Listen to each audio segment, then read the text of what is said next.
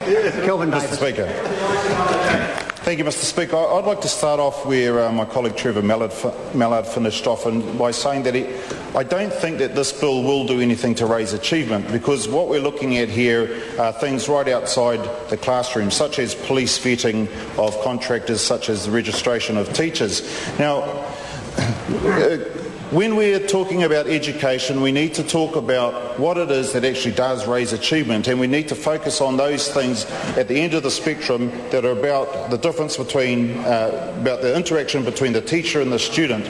And so if we are to make a difference in terms of raising achievement and making a difference to education in New Zealand, we need to be talking about those things, that the interaction between teachers and children, because that is the point where learning occurs. Now, I back support the idea that the police vetting system goes. The old system, or the way the system was when I was a principal, was that if I needed a staff member vetted, that I'd send off an application form. It would go to the Teachers' Council, who would then go on to the police. And what this change does is it actually takes out the middle person, and the police vetting goes straight to the police. The vetting form goes straight to the police and back. And that's a sensible idea. It doesn't in any way change the workload of the people in the school, because the vetting form still needs to be filled out, still needs to be folded, put in an envelope, a stamp put on it, and posted off. I was lucky enough to have an administration officer who did that work for me in the school I was in.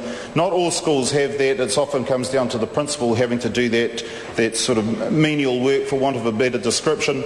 It doesn't actually decrease the workload of people in schools, but it does streamline the system, and I have no problems with that. I do have problems. I do have problems, though, with people working inside schools, even if they are outside the normal hours of school, which most people say are 9 to 3. Teachers don't disagree with that entirely. Contractors such as cleaners not being police vetted, and I have told of the experience I had up north, where 100 upstanding members of the community were identified to be mentors by a social worker, and she was going to set up these 100 people and get them to mentor 100 kids. She thought, as sort of an afterthought, she'd better get these people checked, police vetted, to see if they had any criminal record, and expecting maybe 3, 4 or half a dozen or so to come up with something. What she found was 78 of those 100 actually had criminal records for violence. Now, those 100 people, or those 78 people out of that 100, could well be cleaners in schools, or they could apply for a job as a cleaner in school. And we just don't know whether or not these people have criminal records just by looking at them. So I think that we just really need to be careful that we ensure the safety of kids. Anybody who works in schools really should be police vetted. I agree also with Trevor Mallard about the part of the bill that was removed, where corporate bodies could take over the role of commissioners or limited statutory managers. I think that if you're going to have a commissioner or a limited statutory manager come in, you need somebody where the buck stops. And it would be very difficult to say that the buck stops with a group of people who may, over time, their membership of the board or the corporate body change. They may be voted on or move on or do whatever, go into retirement, and then there's lack of stability in terms of the people who are the commissioner or the limited statutory manager. So I think that's a good move that part of the bill was taken out. I was a bit concerned, though, that Labour's Education Amendment Bill, there were parts of that made really good sense that should have been included in the bill. In particular, the part that ensured that principals had to ensure that their school provided advice and guidance on career choices and pathways. And I think that this is a really important aspect of schooling that needs to be started from an early age, where the kids have good advice on or at least made to think about what they're going to do in life, and that influences their subject choice as they go through the schooling system. And it's really easy for this to occur in schools, in that any subject or study that schools or teachers are doing, such as they might be doing a beach study, it is really easy for teachers to just include a bit of a discussion or talk about certain career options that relate to that study. So going off to the beach, you could talk about being a commercial fisherman, you could talk about being a Department of Conservation person, a tourist operator, because there's many opportunities for tourism, careers in tourism to do with the beach, fisheries officers. There's a lot that could be done, and I think that it was silly not to include that or make that explicit in the bill, because kids need from a very early age to have all these options, and it is very simple for teachers to include that sort of information in any study that they're doing.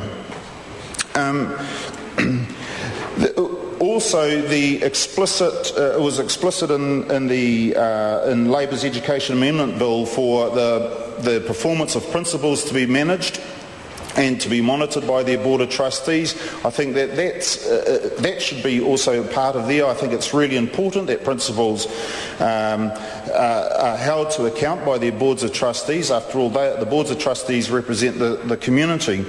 And also make it explicit for teachers' performance to be monitored, that goals are set.